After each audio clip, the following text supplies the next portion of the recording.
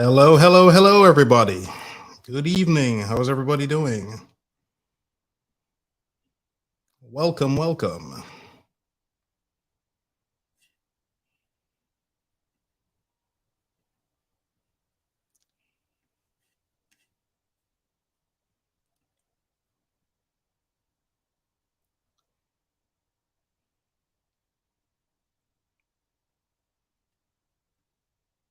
Okay, shout out to skincare do's and don'ts. Shout out to Igwe's daughter. Shout out to the positive therapist. Good evening, everybody. Got a pretty good show here today on keto. Now, keto's been the rage for several years now. So let's see. Is it good for you? Perhaps you're already doing it. Maybe you want to learn some more about it. Perhaps you're considering doing the keto diet. Yeah, it's been around for a while. Quite popular, quite popular.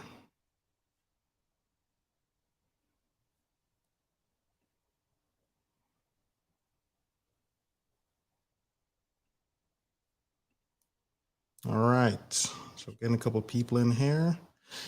Yes, I'm looking forward to the conversation as well. I am. Let's check and see who we got here so far. And if you want to get on backstage, I will post the link.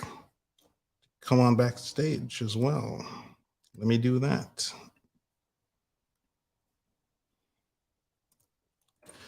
There's a link for those of you who want to get on backstage.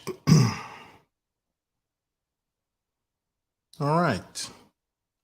So, many of you have known about that old Western classic with Clint Eastwood, The Good, the Bad, and the Ugly. And for those of you who have never seen that film, I feel sorry for you. After the show, you can go rent it. You can probably get it on Amazon Prime at least, but it's considered one of the best Westerns of all time. So in there, you got three characters, right? Clint Eastwood, who's the good. His name is Blondie. Lee Van Cleef, who plays a character called Angel Eyes, who's the bad. And Tuco is the ugly, played by Eli Wallach. So that's what I think of the keto diet. There's the good on one extreme, the bad on the other extreme, and then somewhere in the middle is what I call the ugly. So we're kind of going to use that format today in homage to that great movie. Very, very good movie. So, with that being said, I mean, let's talk about this, right? So, what is keto, or the keto diet specifically, right? It's high fat, extremely low carb. It was originally intended to treat epilepsy, and it's actually pretty good for epilepsy as well. Those are the only true, really super long-term studies on the keto is epileptic kids usually.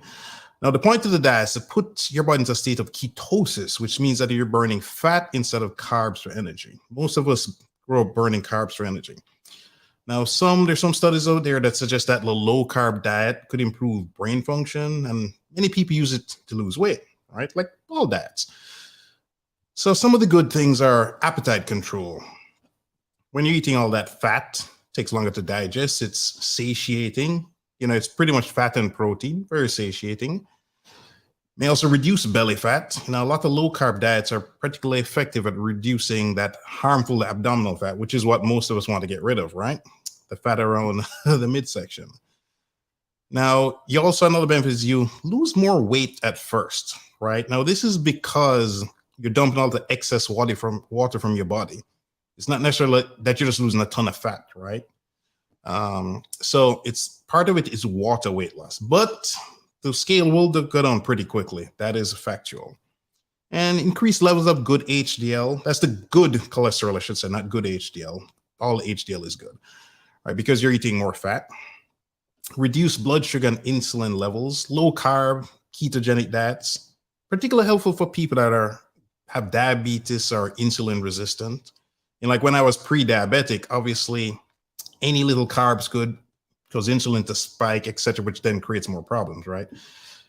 When you're insulin insensitive, you have less leeway, let's say. Now moving on to what I call the ugly, right? Now, it's hard to follow, right? Because it's pretty restrictive. So, for example, going on vacations, eating out with friends, family, or coworkers can be challenging, let's say. Now, interesting, there was this big NIH study comparing the keto diet to a low-fat, high-carb diet, kind of like a bodybuilding type diet in a sense. Except bodybuilders also have a lot of protein. Now, they had 20 subjects, and they put them in a facility so everything could be monitored, right? Because usually a lot of these studies, they're relying on people telling them what they did, but this was in a controlled environment. It only lasted 2 weeks because these studies are pretty expensive, right? So they can't keep them there forever. Now, which diet would you guess led to less consumption? The keto diet or the high carb diet? Like less total consumption. What do you guys think? Guess. Drum roll. I need a drum roll sound, I need a drum roll sound. The low fat. By a lot, nearly 700 calories per day, right? Low fat group also lost a little bit more fat, only about a pound, right? So it's not statistically significant. The keto group did lose more fat-free mass, but a big component of that was that water loss, which I mentioned earlier, right? But there's one caveat. Like I said earlier, it's only been 2 weeks that the study was done for, because these things are pretty expensive, right? Going into the second week now, the keto consumption dropped by 300 calories, possibly because of the satiety effect kicking in, right? Now, we don't know what would have happened if they'd gone to the third, fourth, fifth week, and so on and so forth. But a meta-analysis later on, that's a study of studies, let's say, pointed out that there's definitely evidence of satiety on keto versus other diets. So keto is good at somewhat suppressing hunger, essentially. And it could, at least at any rate, as a result of that, help you burn more calories, right? And you'd for sure be eating less. However, in practice, they don't seem to do much better than other diets in the long term. So in the short term, keto diet is lose more weight. Several studies on that, right? But again, there was a 2013 study where they followed keto people for at least a year, and they lost 2 pounds more than low-fat diets. So that's not really, again, significant, right? If you lose 2 more pounds than one person over a period of a year, it's neither here nor there.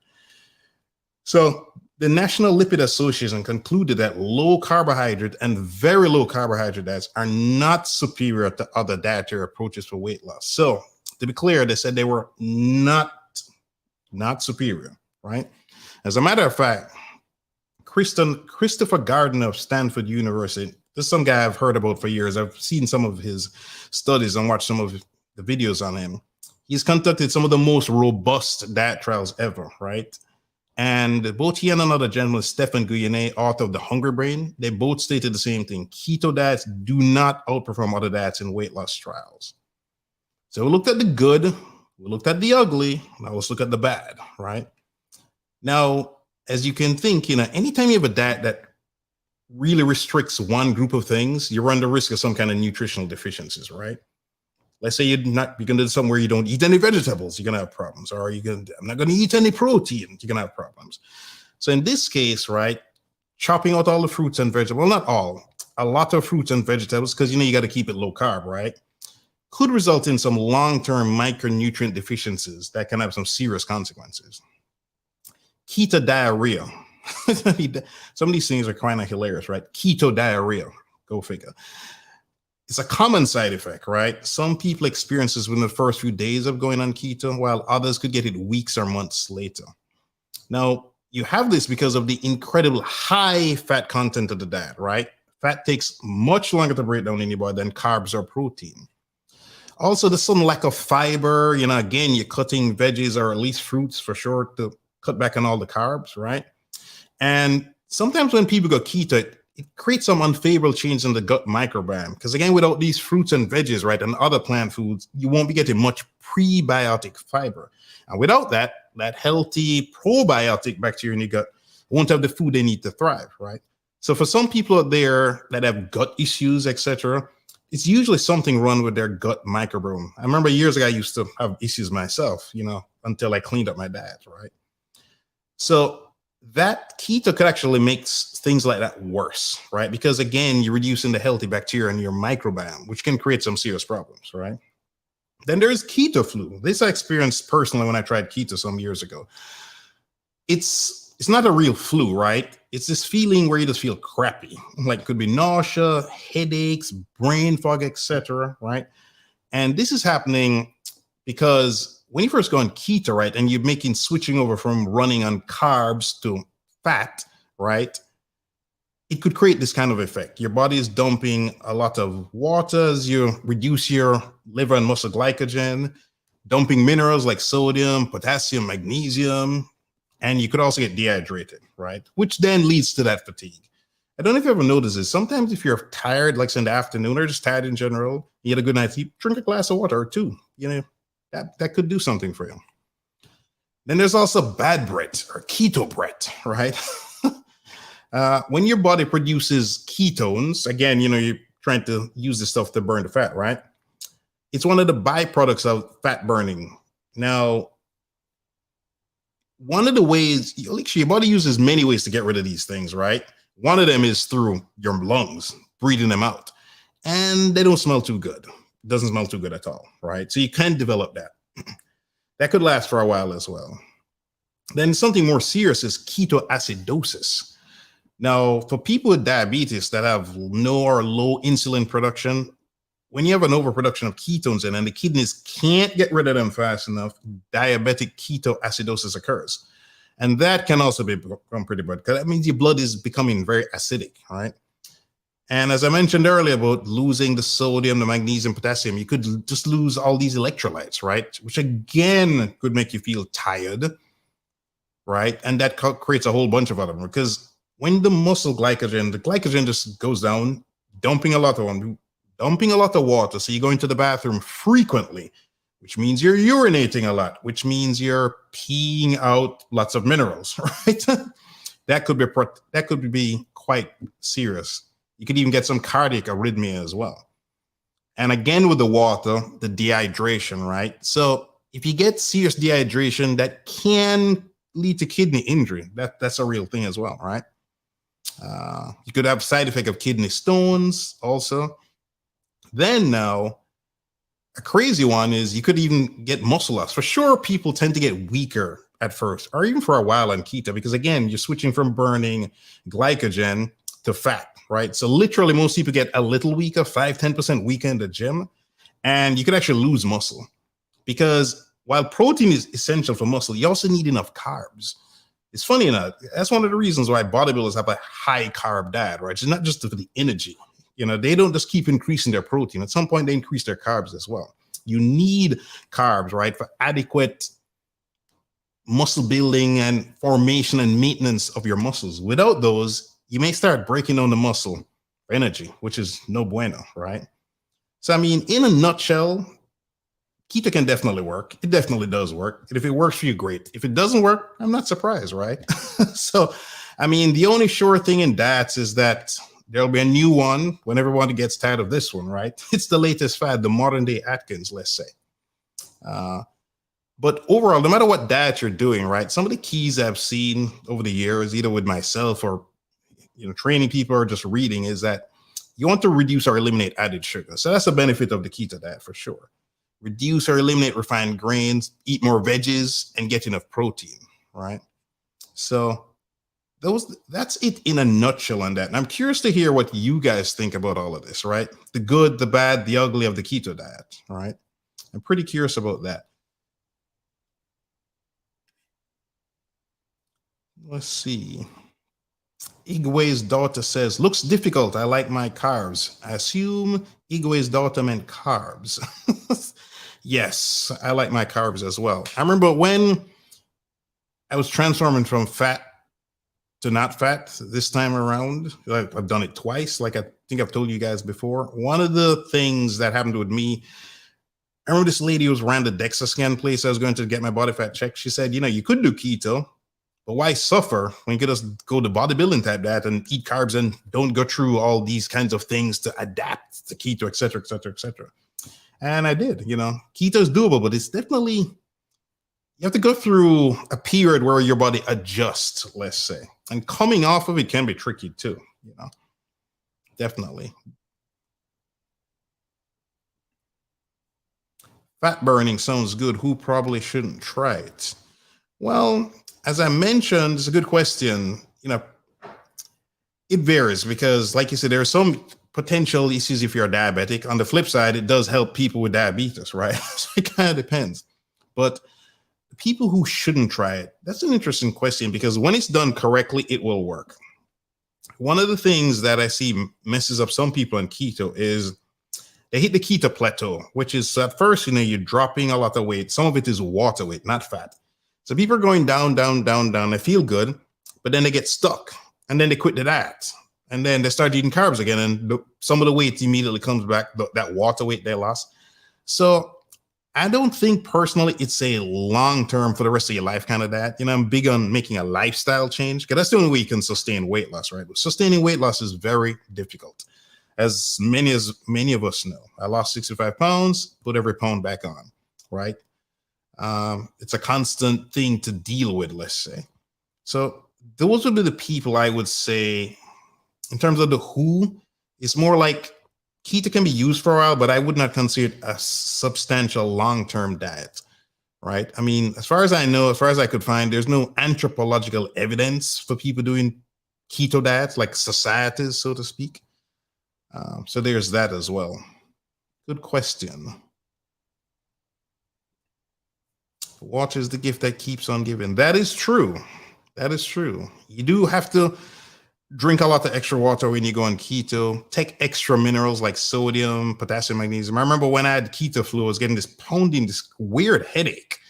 And I would notice adding extra salt, it would just disappear. And I would get more energy immediately because my body was just dumping so much sodium. Dumping so much sodium.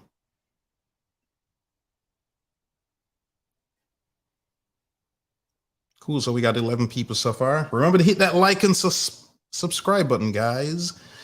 It will help get the show to more people.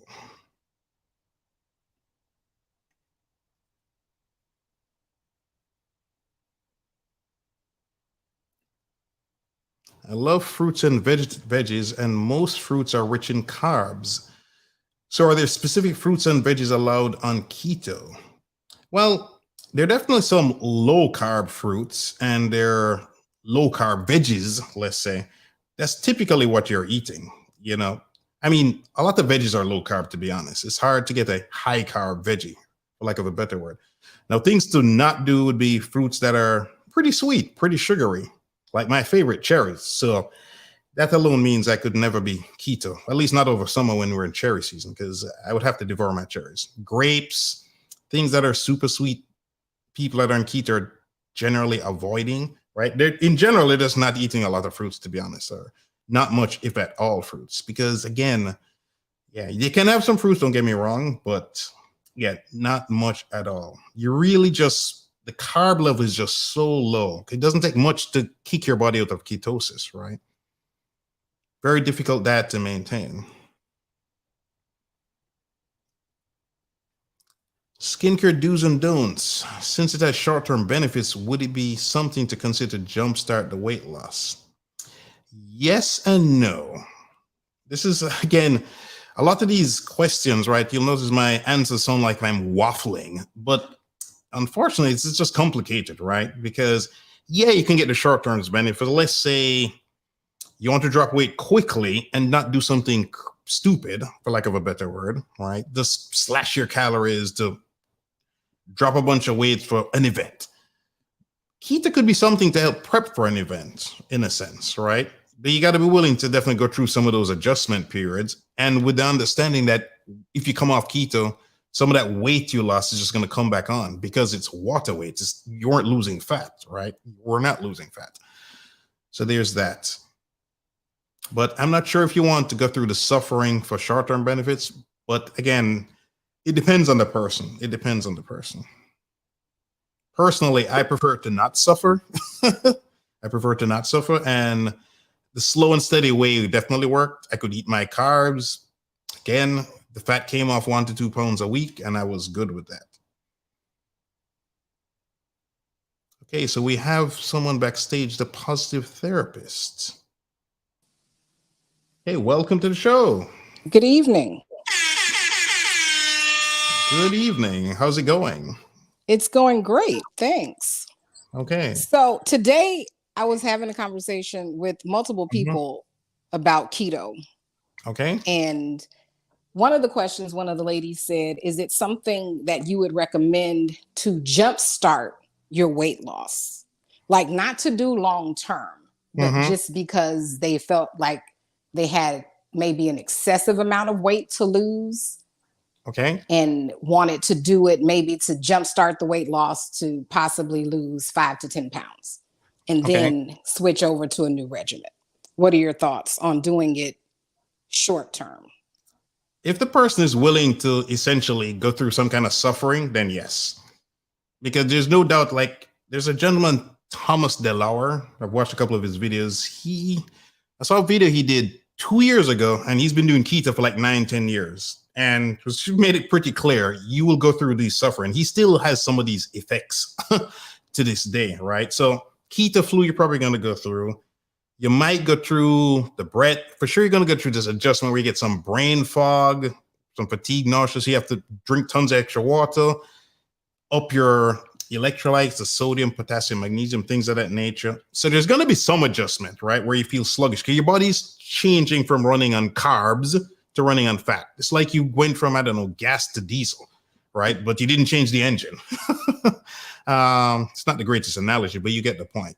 It's going to be difficult. It can be done as long as you're willing to suffer through. Again, say that your friend wants to lose the quick 10 pounds for an event or something, right? With the full understanding that some of that 10 pounds is just water weight. It's not fat. Because you remember, long term, the studies show keto doesn't burn more fat than other diets, right? Less restrictive diets. So in terms of a short thing, so you're going to go through the suffering to make this quick switch, right? This quick change, and then you're going to have to switch back. The switch back is usually not, well, it's not painful, but you'll have to slowly increase the calories, because if you just go from being in ketosis to just dumping a bunch of carbs on, you can again get fat because you switched from carbs to fat, and now you're just switching back. You know, that putting your body through those wild swings can create unintended consequences. So I would say it really depends. If the person wants to suffer through that and then gradually switch back, yes. But would I recommend it for some short-term thing? It really does depend on the person. Because yeah, some people are willing to do that, you know, especially if they're motivated to drop 10 pounds really fast or 15 pounds. Again, with the understanding that some of that's going to come back. Yeah, the more you say continuing to suffer and suffering through, it doesn't sound like something that That person anyone would want to do. Right. Knowing that I suffered through you're it when going to I did it. suffer. Yeah, I suffered through it when I wanted to when I did it. You know, definitely. Yeah, I pushed through till the keto flu went away and I wasn't feeling nauseous or, you know, brain fog or any headaches or anything like that. And I didn't even know what I was doing when I did it years ago. I kind of figured out after a while what I needed to do to get rid of that. But yeah, if everybody knows themselves, if you're willing to suffer a bit to make the switch to keto, then yeah, you know, go ahead with that. When you did it, how long did you do it? Probably, this is so long ago now. I'd say probably like 3 months, a good 3 months. Yeah. I didn't lose any more fat than when I've tried other diets, for sure. You know, you see this initial drop on the scale that makes you feel good. Your pants feel a little looser. But again, the moment you stop doing that, that water weight comes back. So of the 10 pounds you lose, how much is really fat? How much is water weight? You know, that initial week when the scale really drops, pretty much all of that is water weight. You didn't burn a couple pounds of fat in a week going to keto, right? It's that water weight being dumped. Think of it like when you get diarrhea, the scale drops a couple pounds, right? Or a weekend you ate a ton of carbs, you went out drinking, and Monday morning the scale went up 2 or 3 pounds. You didn't gain 2 or 3 pounds of fat over the weekend. It's just that excess water weight being pulled in. Okay, Super chat that makes from sense. Tamika Funderburg. Thanks so much, Tamika. I really, really appreciate that super chat. Thank you. I appreciate that. So Tamika says, hi, coach. I'm considering keto and looking to start lifting. Have you coached anyone on keto? You talked about the bodybuilder that. Personally, I've not coached anyone on keto. I've done keto myself. There's lots of good resources out there on keto. And big picture, all diets work. all the studies show this, right? If you do anything pretty much properly, it will work. Again, it's personal preference, right?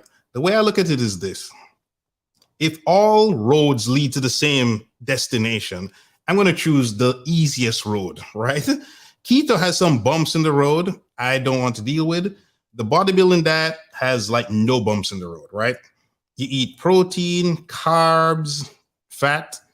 You can eat everything. You can have a steak. You can eat a bunch of veggies. You can eat fruit, whatever, right? You're just hitting your macronutrients. And if you think about it, Tamika, what are the hottest looking bodies on the planet? They're almost always following a bodybuilder type diet in a sense, right?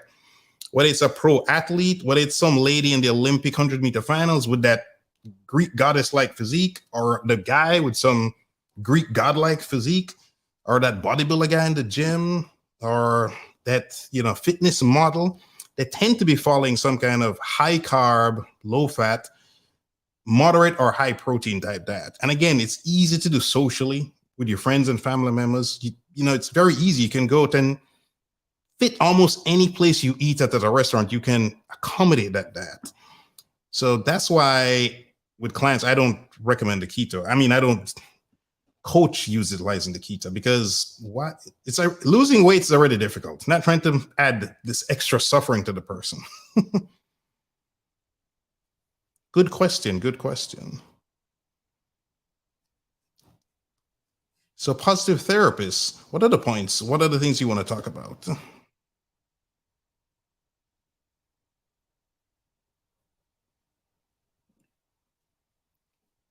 Oops, I think I accidentally lost you there. So positive therapist, can you rejoin the chat? I think I might have accidentally clicked you off. I'm not sure, to be honest. I think I was trying to unmute you there.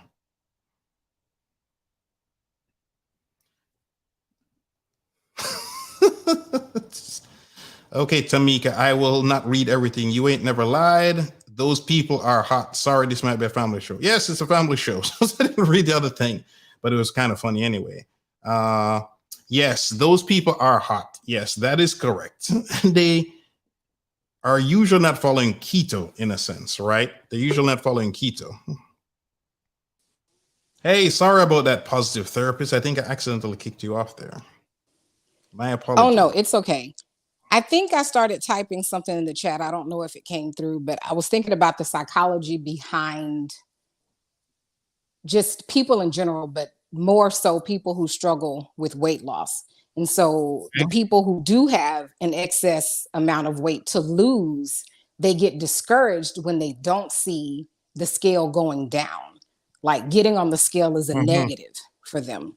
So I was thinking that maybe in the short term, just to do not reverse psychology, but to get them motivated if they were, if someone was already considering doing keto and they did it for the short term, just to see, even though I know it's water weight, but I'm just focused on the psychology of it, to do it. And then the water weight comes off, but they've seen the scale going down. So now they're into it, they're motivated, and you have buy-in, because what you need is buy-in, because this is a mind over matter thing.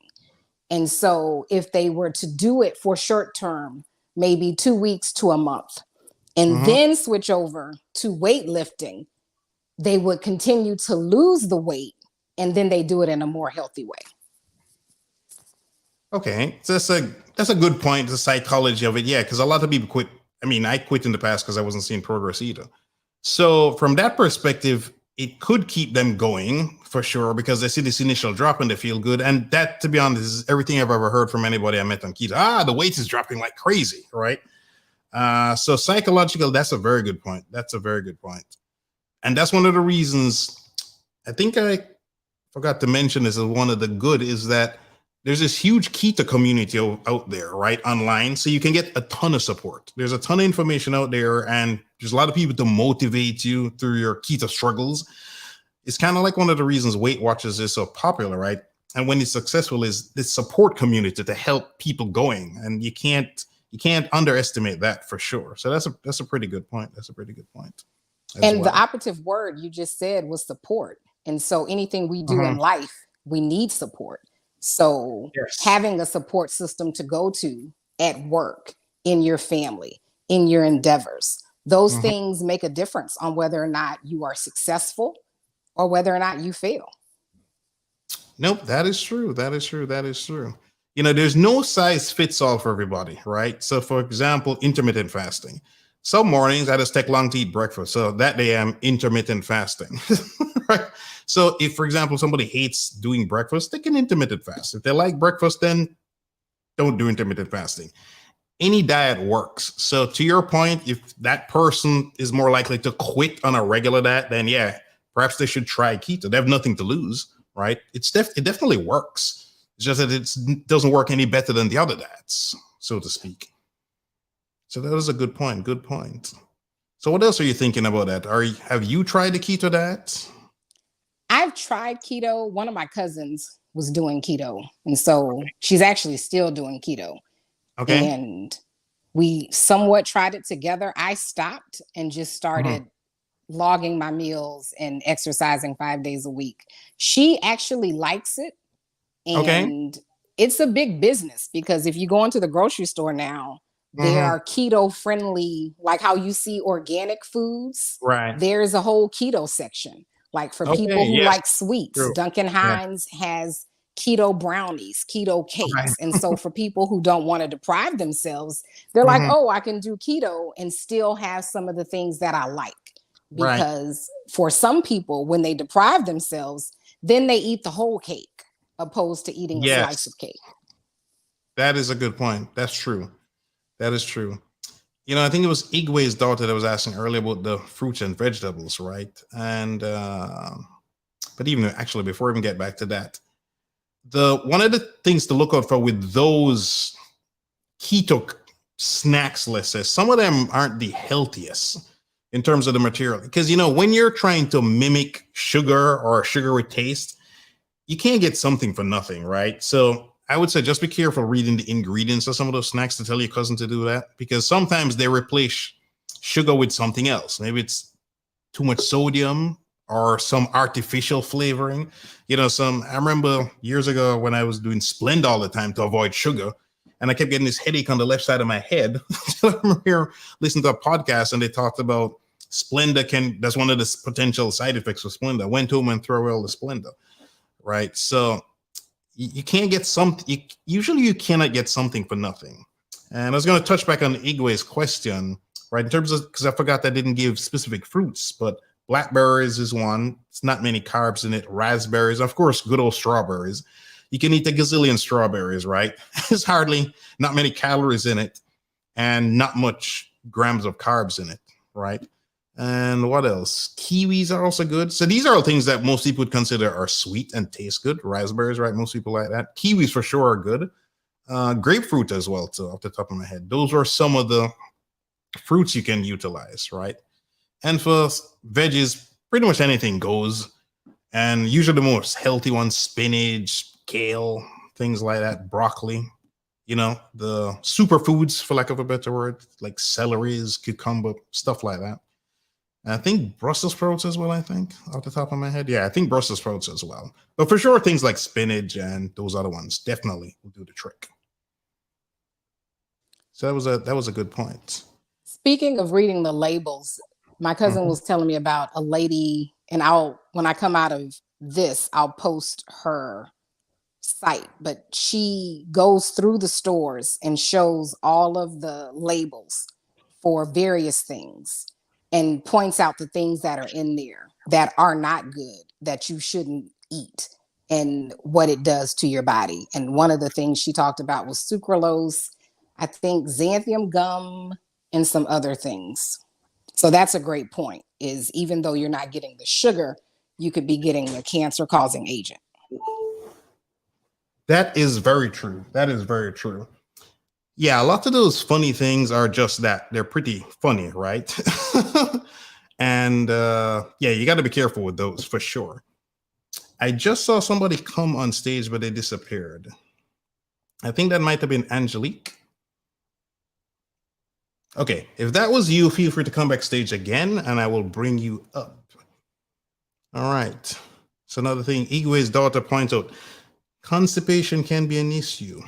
Yes, it can, which is kind of ironic. It can either cause this keto diarrhea or it can cause constipation as well. I believe it's something to do again with the water and your colon. I don't remember the specific details, but going keto can also lead to constipation. And of course, you're not getting enough fiber potentially when you cut down a lot of fruits and veggies. So again, there's that. So you got to really make sure you do things just right with keto to make sure you're getting enough fiber, but not too much carbs. So it's doable, but I'm sure your cousin has probably pointed out it can be difficult to stay in ketosis. I don't know. Is she checking that she is in ketosis? Is that a thing she's doing? Okay, so the positive therapist has jumped off.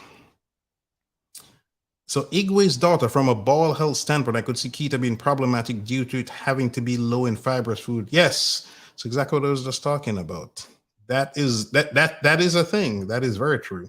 You can definitely have the constipation, no doubt about that. Yes, welcome to the show, Tamika and D.I. Grifter. Well, Tamika already spoke to, but welcome D.I. Grifter as well to the show. And I believe I saw Angelique as well. If you're still here, Angelique, welcome as well to you.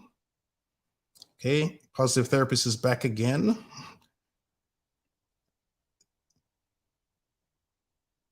You can unmute yourself when you want to speak.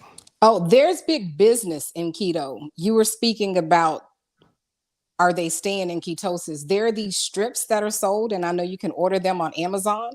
Yep. And it's the pH balance strips, but you put it in your urine and it lets you know whether or not you're in ketosis. So that is how my cousin determines whether or not she's in ketosis, outside of just how her body feels. How hard has she said it's been to stay in ketosis, or how easy, I should say? She hasn't said that it was difficult. I think the times that it was difficult for her, because she's a nurse practitioner, is when she's at the hospital during the holidays and people are bringing all of the sweets and different things that they bring in to show their appreciation. So that part is hard to say no. But she said that there were days that they would bring multiple things in, Tiff's treats, Crave cupcakes, and she wouldn't have anything. Okay, gotcha. Yeah, it can be tricky, you know. That's why I said I like the standard bodybuilding approach, because if I want to have an ice cream cake sandwich, I can fit that into the day and still hit the same carb numbers, the same fat numbers, etc. I can do cookies, you know. You just can't, you just reduce something else. Reduce the rice, the sweet potatoes. Maybe don't take fish oil that day. You can fit anything in. I like the flexibility of these other diets, right? Whereas keto, again, is very restrictive. It works, but again, very restrictive. Yeah, Tamika had a great point here. Definitely. No, this one was not. Keto sounds too high maintenance. Yeah, that was funny. She also says, definitely doing too much, LOL. That's a good point. So what else? So those are any problems, other problems your cousin has had? Initially, she had the Keto Flu, but that was in the very beginning. Right. Okay. And after that, she didn't have any issues. But I wanted to speak on something that you said. I think this goes to the myths of weight loss. Okay. That people don't understand. If they're tracking their meals and watching their macros, then they can have a cookie. Because most people, when they start to lose weight, the first thing they think of, because all of this is conditioning, is just reconditioning your mentality and changing the neuroscience of how you think. When they hear diet, they start thinking about all of the things that they can't have and the things that they are limited to. So that pushes them to do things like keto, because you see these keto cookies, keto cakes, and donuts or whatever, all of these keto products. And so when they're in the frame of mind that they're on a diet and not changing their lifestyle, then they're thinking about all the things that they can't have, so they won't do what you're talking about, because it goes back to the myths of weight loss. That is a great point. And it's funny. Welcome to the show, Tony. She has a comment here that kind of ties into what you just said. They sell these diets to people, this is Tony, who don't know any better and put an expert to sell the health benefits behind it. This is so true. This is very, very true. This is very true. It's kind of what you're saying. Another version of what you're saying. Positive therapists. That was a good point there.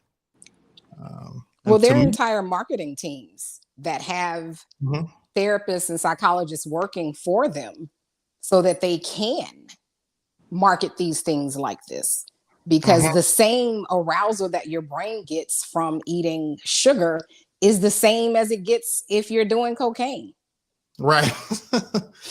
Yeah, that is true. I remember 60 Minutes had a documentary about sugar, and they put somebody in the CAT scan, and they dropped I think like a drop of Coca-Cola or Pepsi on their tongue, and they did the brain imaging, and then they showed that compared to like a cocaine addict getting cocaine, and you couldn't tell them apart. It was like the same thing. Because sugar is addictive. There's no doubt about that. I mean, sugar has made many people, including myself, fat, right? Sugar is funny. So Tamika sugar says, is the devil. Yeah, sugar is the devil. Tamika says, I need my carbs when I'm on my cycle or turn into a monster. Tamika is hilarious tonight. Tamika is too funny. Tamika is too funny. So we just had skincare do's and don'ts here, but she's disappeared. If you lost connection, feel free to get backstage. I will add you again. So we got welcome to the show, XYZ. See, what does XYZ has to say here? Every time I've done keto, it messed with my metabolism and I ended up gaining weight back exponentially and ended up in a few weeks bigger than I was before. Wow. Okay.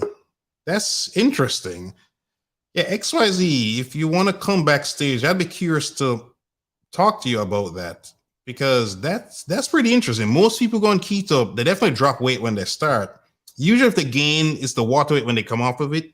But you sound like you've had a very bad experience. I'd be curious to hear that experience, if you don't mind coming on the show. Welcome, skincare do's and don'ts. How are you? Good evening. How's everyone? So the positive therapist, touched on something that I wanted to ask you to elaborate on and to make those aware who do this. But most of the people that I have seen do keto usually consume foods that are extremely high in fat and extremely high in sugar. And they think that they're actually doing keto. So could you elaborate more on that and explain to people the dangers and in doing so and being educated on keto? Right. So you might have indirectly answered XYZ's question because I was wondering about that. That's why I asked about to the positive, how does her cousin know she's in ketosis? Because a lot of people, I shouldn't say a lot, some people when they're doing keto, they're not in keto. So for example, if you're eating a bunch of fat, that's keto. Eating a bunch of sugar, definitely not keto. Now, if you add sugar and fat, that's definitely going to get you fat, right? That is like the worst. Well, the only thing worse than that would be sugar and alcohol. But generally, so you got three macronutrients, right? You got protein, carbs, and fat. Protein can stay about the same, but with carbs and fat, they both can't be high. It just doesn't work that way. So if you have lots of carbs, the fat has to be low. You have lots of fat, the carbs has to be low. That's why keto is the way it is. And that's why you hear high carb, low fat, high fat, low carb. There's no high fat, high carb diet. Not even the nonsensical diets have it. There's not even the silly diet people have created a diet like that, right? Because that's just total nonsense. There's no such diet. So for the people you've seen that done high fat and high carbs, they're definitely just going to get fat. I don't know if that's what's happened with XYZ, if they weren't in ketosis, because your carbs have to be really, really low. And the only way to know for sure is to actually use one of those strips to test, right?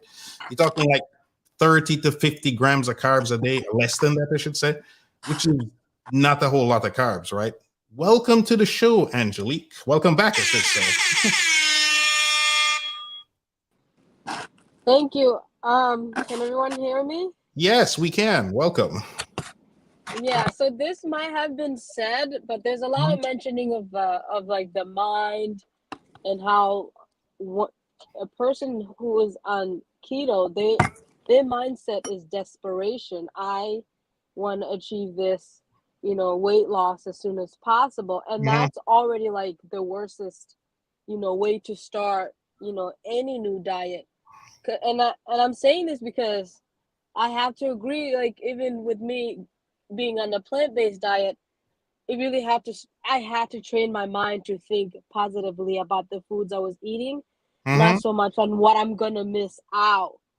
I also went back and watched one of your videos about a woman who said something about how once she lost the weight, she was starting to critique herself and negatively, and then she had Yeah. to remind herself that, oh, I was happy at the beginning when I was doing, this journey. And I Yeah. think so exactly. And a lot of people on the keto diet, they're on the desperation mode. Forget the happiness. I want to get this result, and then it doesn't get their way, and then it just leads to one problem to another.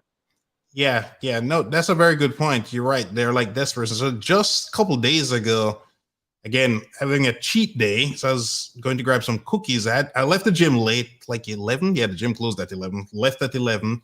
The only place that was open that I could get a cookie was Walmart. So I went to Walmart. And I was in the parking lot, and a guy drove by, and he was leaving. And he was like, he said, "Can I ask you a question? Hope it's not weird." And he asked what was my weight. I told him 195. And he said, "Oh, I thought you look bigger than this." And then he asked my height, 5'11". He said, "No, I'm like 5'8". So I was like, "Yeah, but muscle looks different than fat." So anyway, 20 minutes later, we were talking. He was out of his car, and he wanted to lose a lot of weight, and he thought he could do it in 3 months. And he was doing keto and intermittent fasting. And I had to go, he sounded like what you were describing, Angelique. So I was explaining to him that, when people sell these types of transformations, they're just trying to either take your money or they're getting views on their videos, right? With their fake nonsense, like, lose belly fat in 2 weeks kind of nonsense. And because he asked me how long it took me to change, I told him like 1.5 to 2 years, but at least I have maintained it. Whereas if he drastically changes, there's a good chance he's just going to get it's all going to come back essentially, right? So no, you're right. Because I've been there too, where I'm desperate. That's probably why I tried keto and other things that I've tried. But the slow and steady is the way to go. Slow and steady is the way to go, right? I didn't get fat overnight, so I shouldn't expect to transform overnight as well, right? Because every time I tried the overnight stuff, it didn't work. It just didn't work. So that's a great point, Angelique. Thanks. Great Right. point. And one of the things you have mentioned in the past is Mhm. is this something I can do for the rest of my life? Yes. So you have to really ask yourself if this is what you want to do, because if you break it at any point, it's gonna it's gonna start all over again. So Yes. Yeah. There's a good piece of advice is whatever diet you're trying, doesn't matter what it is.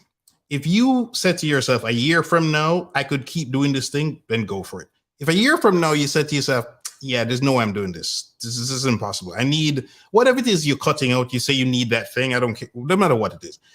Then minus the, as positive therapist talked about, the quick change for some people that just need that psychologically, minus things like that, then yeah, I would say don't do it, whatever it is, in this case, the keto, right? If you're willing to stick with it for a very long time, sure. But again, there's no anthropological evidence of any societies living on the keto diet, right? And in any diet where you're super restrictive, like carnivore people, I'll only eat meat, to me, or vegans, I'll only eat vegetables, or I'll only eat this, or I'll only eat that. When you're eliminating food groups, these diets can work, but you got to be even more careful. They got to supplement with this, supplement with that, because they can't get everything they need from the food, right? So to me, you're necessarily complicating things and increasing the odds of your failing. Yeah, that's a good point. That's a good point. So something to think about. I'm sorry. No, When go ahead. you think about someone's desperation, they're not thinking about the long term because they are desperate. So the only thing they're thinking about is right here and right now. What can I do to move me from the current weight that I am to 10 pounds lighter? And just think about our society as a whole. Why do we have microwaves? Yeah. That's a good so point. that you can heat food up quickly. Yeah. So as a society, and this is not an aberration to people, but as a society, we want things right now. So when you have someone who's desperate, they're not moving from the mind frame of, can I sustain this a year from today? Right. That's not where their mind is. They are in a different place in life. And so all they want is to drop the weight as fast as they can. And that's why all of these lose weight quick schemes are making, because at the end of the day, it's all about money. And this is why these things are making money, because you have people who are desperate. And those desperate people may not have people in their lives who are saying to them, well, instead of doing something so drastic as far as getting surgery, why don't you get a trainer? These conversations aren't being had. Right. No. That's a great point. That's a great, and it's kind of the blind leading the blind, right? Because most people don't know what to do. I mean, even most medical professionals don't know what to do, right? If you go to the doctor is not going to give you a diet plan, a workout plan. I mean, how many doctors have you been to that look great, look in great shape, right? So it's a difficult thing, right? The lack of knowledge, the lack of expertise, it's problematic, right? Craig makes a pretty good point here. He did P90X for 9 months and lost 60 pounds. Wow, that's impressive. He cut his portion. So basically, P90X is high intensity exercise. So he was burning a ton of calories and he cut his portion size and he dropped a ton of weight. And looking at his photograph, he looks slim. So I'm guessing he kept it off, right? So again, he's doing like a normal thing. But as you said, positive therapists, lots of people want things now. And these companies and these individuals know this, right? You'll see it on Instagram. Some guy who looks incredible will say, follow my plan and you can look like me. No, you can't look like him. You don't have his genetics. You don't have his supplements. He's a professional. This is all he does. Or some lady says, wear this waist trainer. You look like me. No, you will not. You didn't have her BBL. You didn't do her lipo, her this, her that. All her various cosmetic things that she's done to herself, right? I remember there was a video going around on Instagram which shows a model being filmed, and they put like this insert in her tights that were like a butt, right? And it looked like a real thing. I was like, wow. I was like, yeah, so many things can be fake now. You know, if it's too good to be true, it is too good to be true. So Angelique, have you seen people, or do you know of people that, can you reference people being desperate? Have you seen that yourself? I don't know if you have experienced that personally.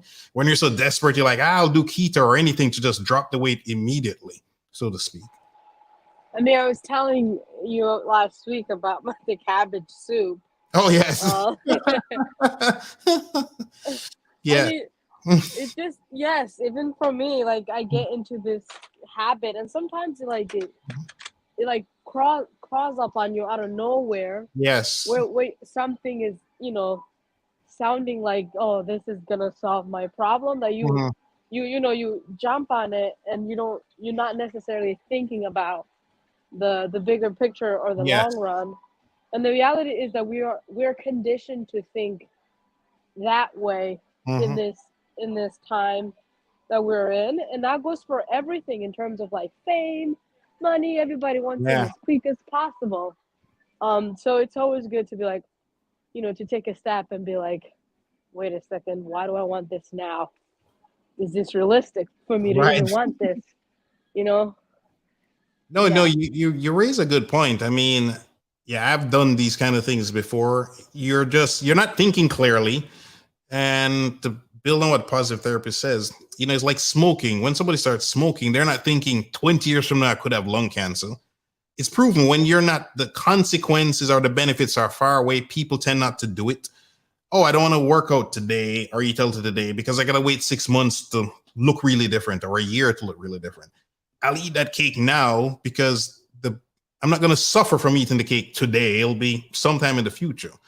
So that's kind of how, to your point, Angelique, about how humans are conditioned. And there's so many experts at pressing these buttons. That's why that weight loss industry is a multi-billion-dollar industry. And it's a multi-billion industry because they get repeat customers and new customers, right? And the churn continues, unfortunately.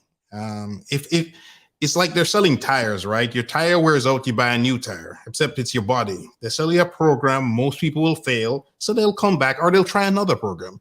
They try program A, diet B, they go to C, D, E, go through the entire alphabet.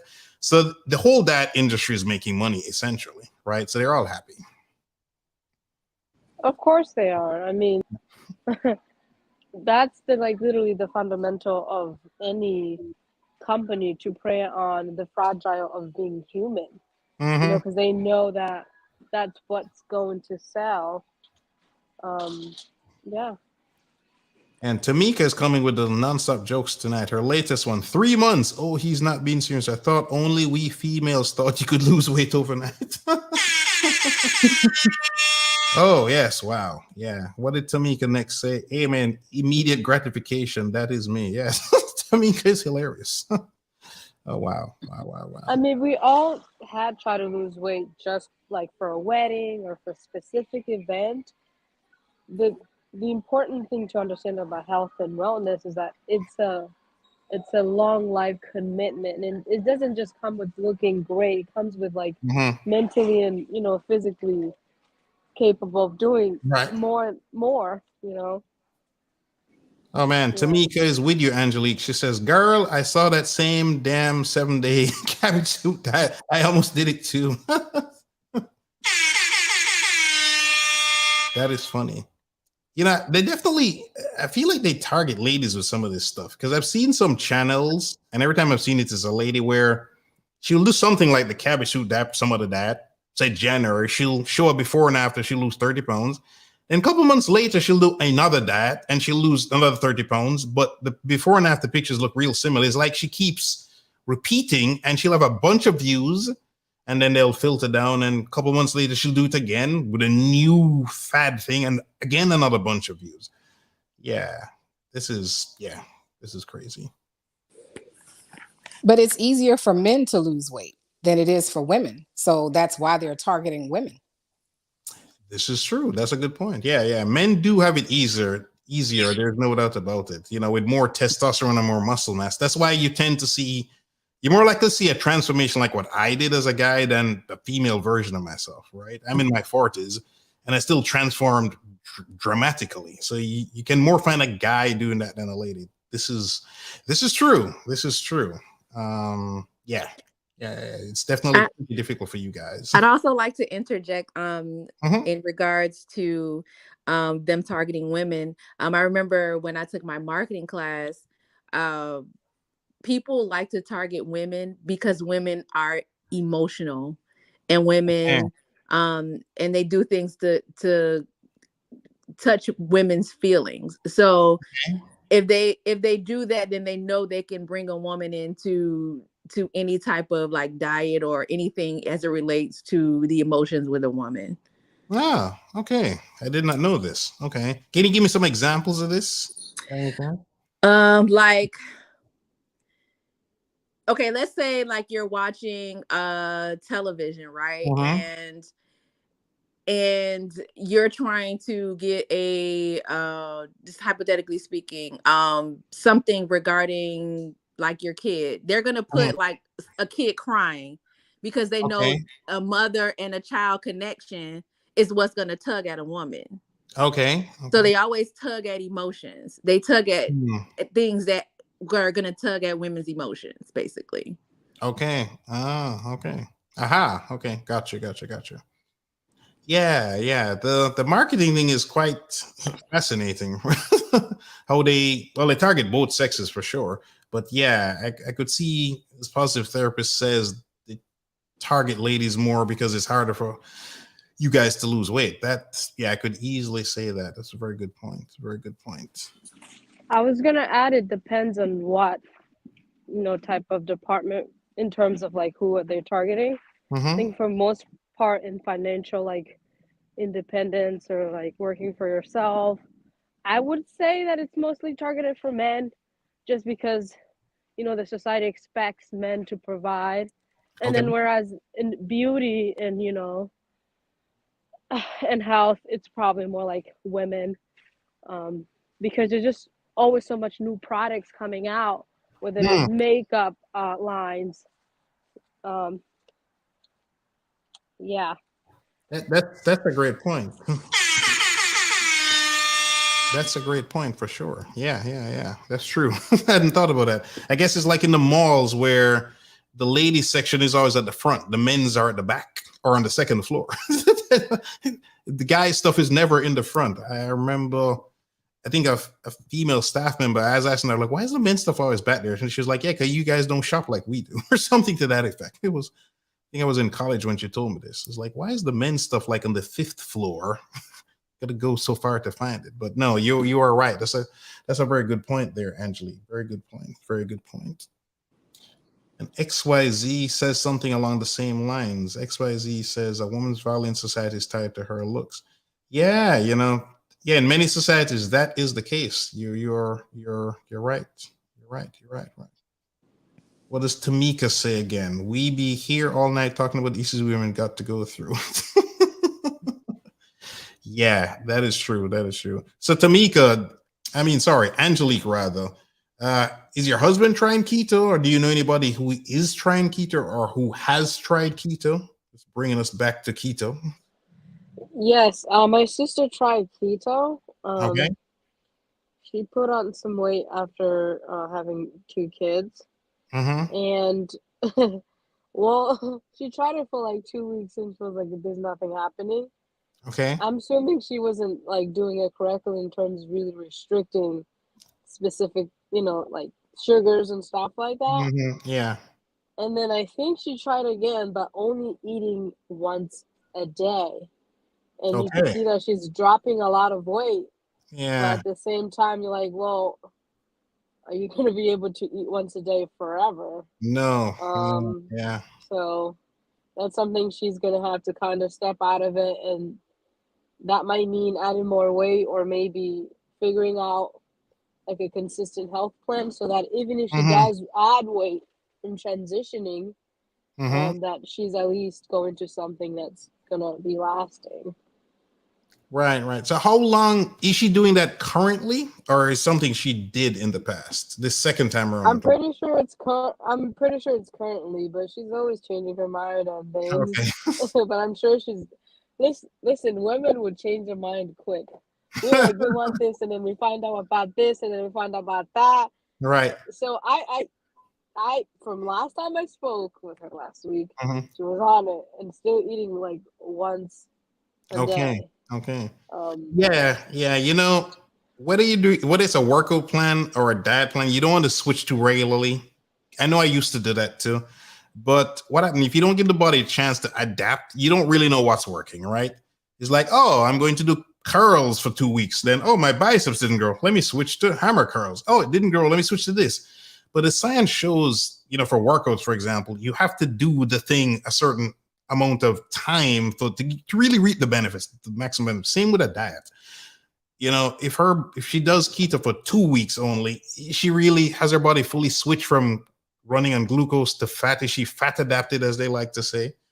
And the eating once a day, that's not going to work, right? Because eventually she's going to crush her metabolism. It's going to slow down. And then when she eventually starts to eat more food, the weight is going to pile back on, right? So hopefully when next time you talk to her, you can educate her on this, right? If she doesn't eat enough food, her body is starving, her metabolism will slow down. So, let's say, I'm not sure if you're on the show where I showed the resting metabolic rate, but let's pretend her body's burning 2,000 calories a day. So now she's eating 1,000 with her one meal a day. So she's losing weight, she's happy.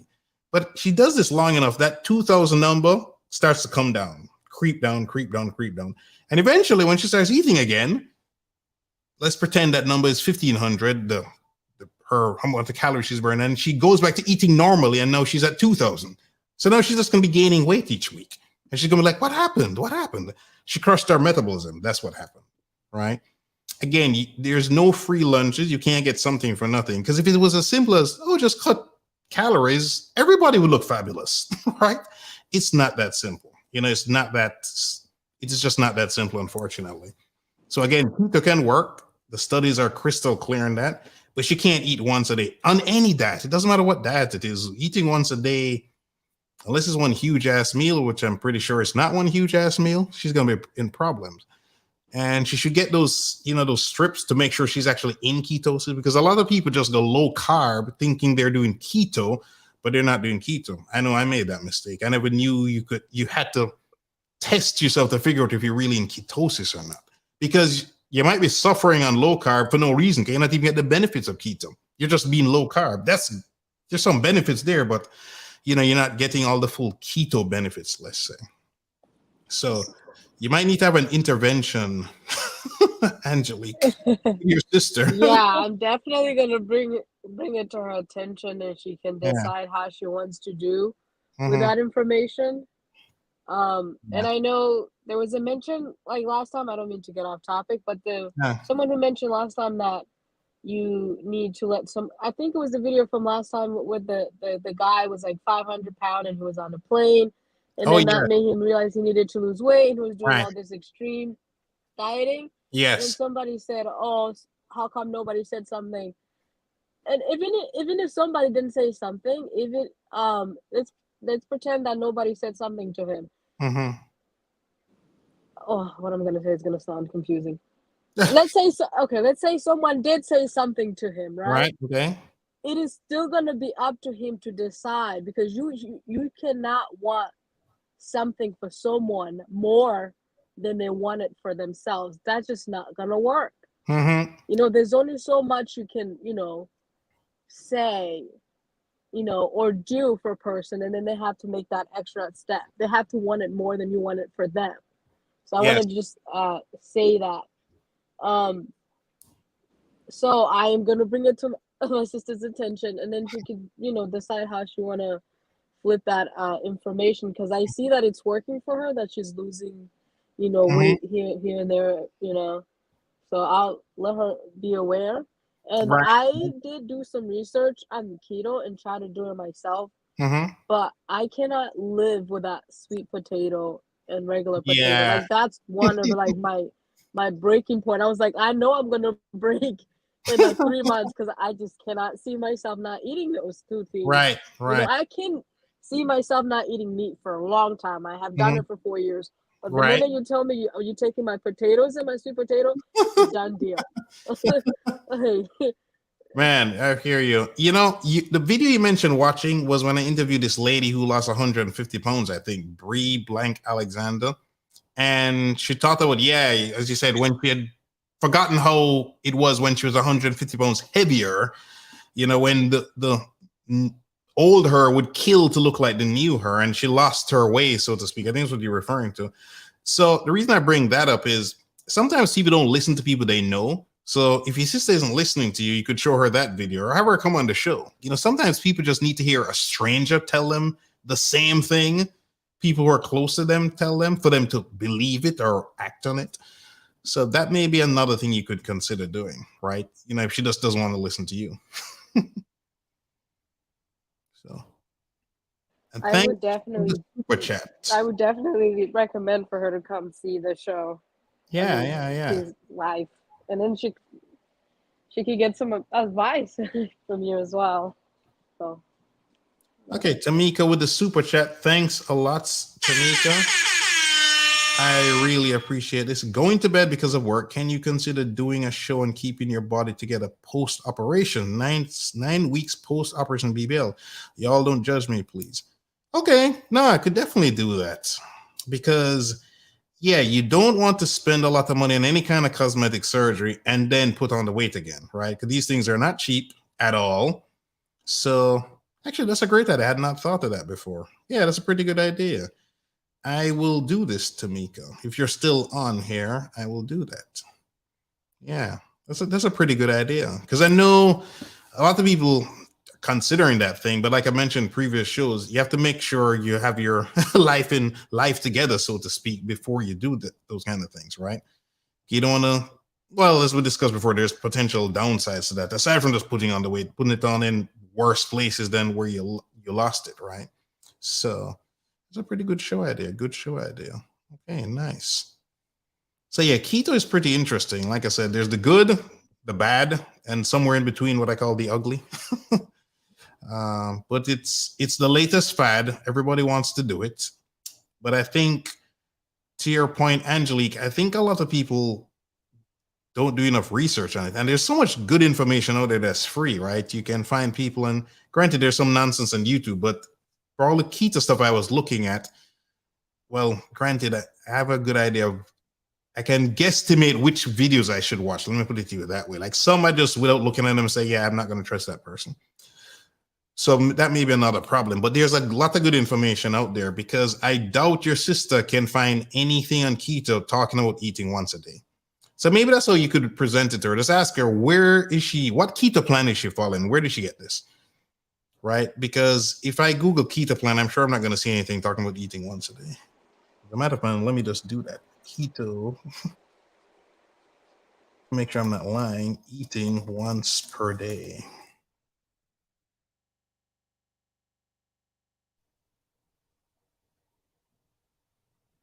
Okay, so I found something called Speed Keto. It already sounds gimmicky. It's a high-fat diet program meant to get you into fat-burning state called ketosis more quickly. Speed Keto combines keto with intermittent fasting. When you eat only one meal a day, I hope this is not what that gentleman I met recently was doing. Experts say Speed Keto is unsustainable and could be unhealthy for some people. No surprise. So Angelique, if you Google keto eating once a day, there's lots of information here you can share with your sister, right? That can show you that this is not a good idea. I mean, what she's doing is not a good idea, so to speak. Because I don't know, maybe she found some one-a-day keto plan or something, but just a quick Google search already shows that that's not a good idea. So yeah. Again, if it's too good to be true, it's too good to be true. It is what it is, right? When some magic thing comes along that works, we would see it on CNN, Fox, MSNBC, cover of Time magazine. We will all know that it has arrived, but until such time, yeah.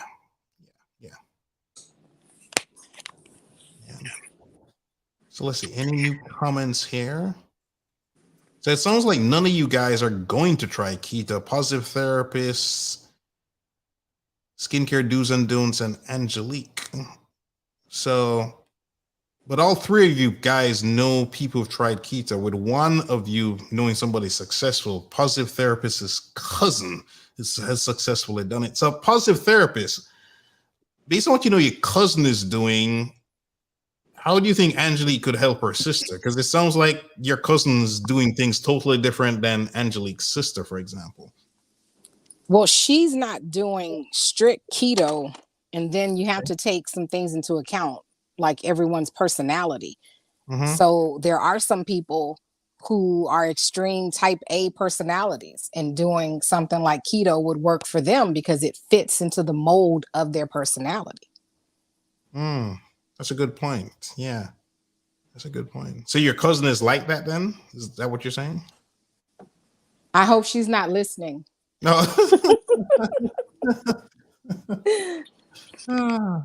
Yeah, okay. Can everyone hear me? Yep, I can hear. We can hear you, Angelique.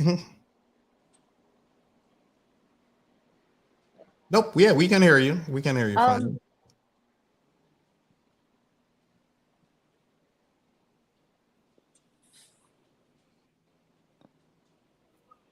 I was gonna say, I think it's important for everyone to ask themselves what like their deal breaker is when it comes to food.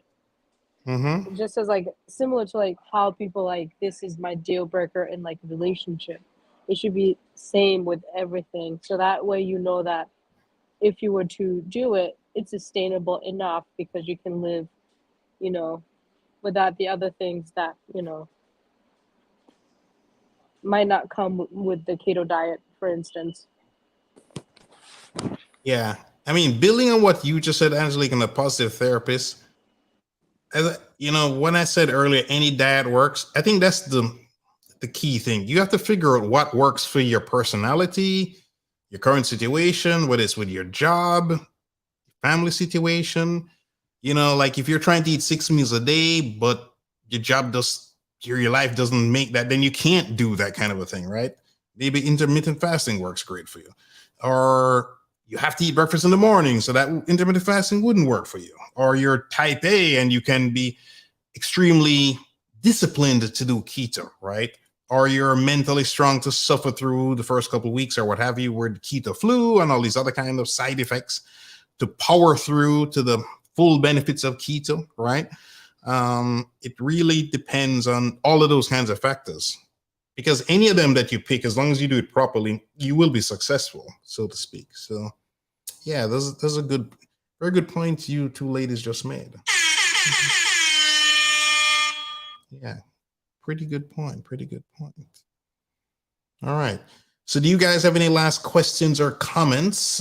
I think we've covered this quite a bit, but I want to make sure anybody else that wants to come up, feel free. I'm going to keep this going for another couple of minutes. If somebody else wants to come up, or if you ladies have any new comments you'd like to make, because I haven't seen any new comments in the chat per se. I was going to tell Angelique to just continue to be supportive to her sister, because weight loss it's a hard thing to do. And so it goes back to that support system. You want to have supportive people around you. And so if you're supporting her, she's going to be even more successful because she's being supported. That is true. That is very true. Yep, that's very true.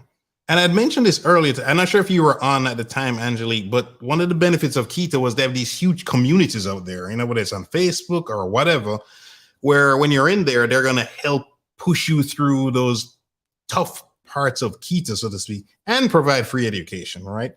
Because I'm sure if she goes in some of these groups and says, hey, this is what I'm doing, and ask questions, there always going to be some nice person like, yeah, you should do this or don't do that, blah, blah, blah, blah. So that's another aspect of it, to build on what the positive therapist just said. Because yeah, if you got good support system, you can make anything work, right? Just like anything else in life, if you have a good support system, right? Very good point. Thanks for that, for bringing that up. Okay. Yeah, and thank you for that. It's definitely something I would keep consistent with her. And just letting her know that if she needs anything, I'm here. Right. Yep. Yeah, that is pretty good. Yeah, even just checking in on the person, right? Or checking in on her in this case. I'm sure it helps keep her accountable, right? The more people are talking to you about what you're doing, you're much more likely to not quit. You don't want to let them down, so to speak. I know that was one of the benefits I got from coaching. When I had the weekly check-ins, I didn't want to have a bad check-in lesson and have the scale go the wrong direction. So I was determined it either had to stay the same or go down. It could never go up. I was always very determined that it would not go up on any given week, right? So yeah, that's another benefit. You can be her accountability partner, so to speak. So, okay. It's interesting you say that. I met someone at the gym who said that they started Weight Watcher and they're on the keto diet, and every time they go weigh themselves, because they know the window in which their body is in keto mode, when they go weigh themselves, they just do it 5 days, and then afterwards they eat whatever they want, and when it's time to go back, they do the keto so that they can be at the same weight. Yeah. And when she was telling me this, I was like, well, then what's the point of you going there? Yeah, people do the darndest things, man. Because when I've done coaching, I tell people they have to take a picture of the scale with them. Like, I see their feet and the weight. Because people lie. It's just crazy, right? People tell all sorts of stories. I remember I first coached the bikini model, this International Federation of Bodybuilders Pro. When I interviewed her, she was telling me all these stories. Like, the person was like, yeah, but I'm following the diet, and yes, I'm doing the workout. And she'd be like, but the scale is not going down. But yeah, but she's like, listen, if you're doing what you said, doing what I told you, there's no way the scale cannot be going down. That's impossible. So she agreed with my whole taking pictures of the scale kind of thing, right? Because people lie to their trainers or lie to the groups they're in, right? It's the same way when people fill out those surveys about what they eat, the diets they're following. They're generally not super reliable because people tend to report what they think people want to hear, or they may be too embarrassed. They don't want to put their real weight down, what have you, blah, blah, blah, blah, blah, blah, blah. So yeah, it's a thing. It's a thing. So that story does not surprise me, Angelique. It's a funny story nonetheless, right?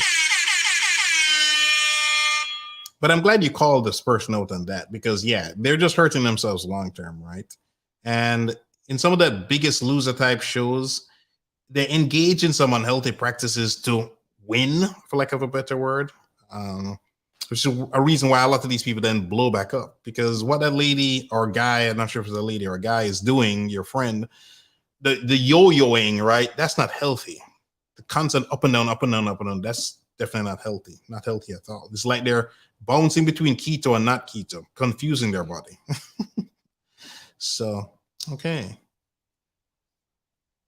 No problem, Angelique, regarding the internet. Not a problem. So, tomorrow's show is going to be incredible, right? Because I have this gentleman, Matt Diamante. I should have even said this at the beginning of the show, right? World famous trainer. He's trained Matt Damon for like the Bourne movies, LeBron James, a bunch of NFL players, some musicians, some of those actors in that TV show Billions, CEOs, guys that run the Nobu restaurant group, tons and tons and tons of people, right? His bio sounds ridiculous. Like, I remember when I was talking to him on the phone trying to set things up, and all I knew was he had trained Matt Damon. And I'd done some Google search. I found he trained a couple of people, but when he actually gave me his bio and I found this article on him, I was like, wow, his stuff is like ridiculous. The amount of people he has trained, right?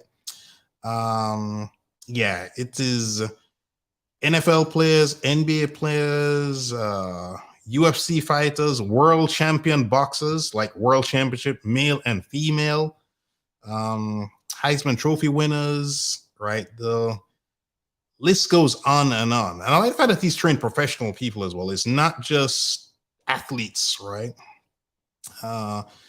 This guy, Paul Revere, president of the robot company.